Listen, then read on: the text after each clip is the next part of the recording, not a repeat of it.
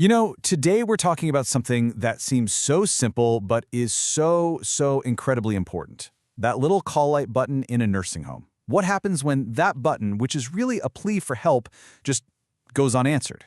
We're going to dive into what it means when this critical lifeline is ignored.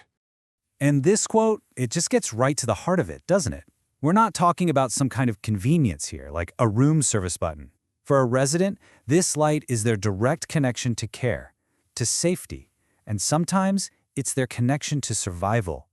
It's their voice when they might not be able to use their own. So first, let's get on the same page and really understand what this system is even for. Okay, so this system really does three main things. First, you've got urgent care, for a sudden pain or if someone's having trouble breathing. Then there's the daily living stuff, like needing help to get to the restroom. And finally, there are basic environmental needs, something as simple as asking for another blanket. It's designed to cover the whole spectrum, from minor comforts all the way to life-threatening emergencies. This is the crucial question, isn't it?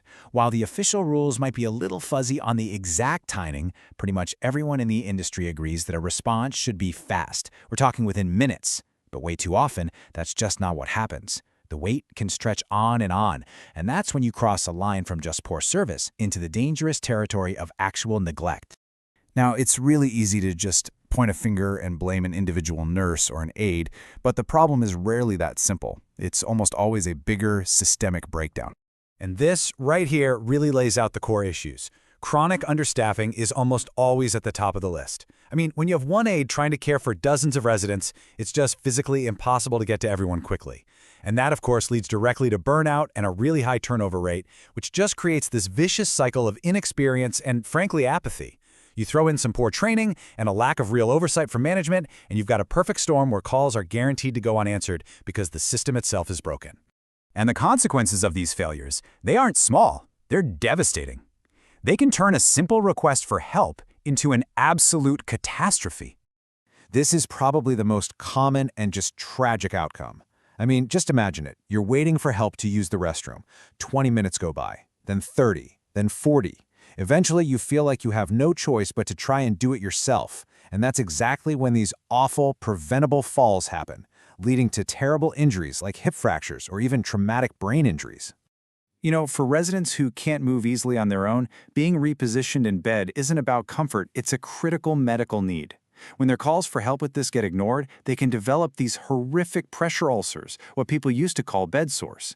And these aren't just minor skin irritations. They're deep, incredibly painful wounds that can get infected and become life-threatening. And then, you have the most dire consequence of all.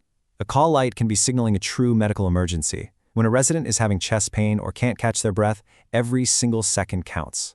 A delayed response can literally be the difference between a situation that's manageable and one that ends in a fatality.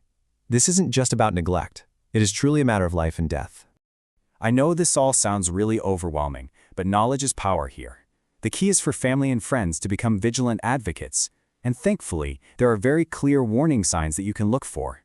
So this is where you can turn your worry into a concrete checklist. First and foremost, listen. Is your loved one telling you about long waits? Then use your eyes. Look for physical signs like weight loss or those new sores we talked about. Pay attention to their room. Is their bedding or clothing soiled? And watch for changes in their mood, like new anxiety or fear. And I have to say, finding that call button intentionally placed where they can't reach it, that is an enormous red flag. Okay, so what do you do if you start seeing these red flags? The good news is you don't have to feel helpless. There is a clear path you can follow to take action. Think of this as your game plan. Step 1, document everything. And I mean everything. Be specific. Keep a running log with dates, times, and exactly what happened. Step 2, take those concerns to the facility's management, but do it in writing. This creates a paper trail. If that doesn't work, step 3 is to report the facility to your state's long-term care ombudsman. And finally, step 4, talk to a legal professional to really understand all your rights and options. And here's something that is absolutely critical to know. The clock is ticking. There are strict legal deadlines for taking action, called the statute of limitations. If you wait too long, you could actually lose your ability to hold a facility accountable for what happened.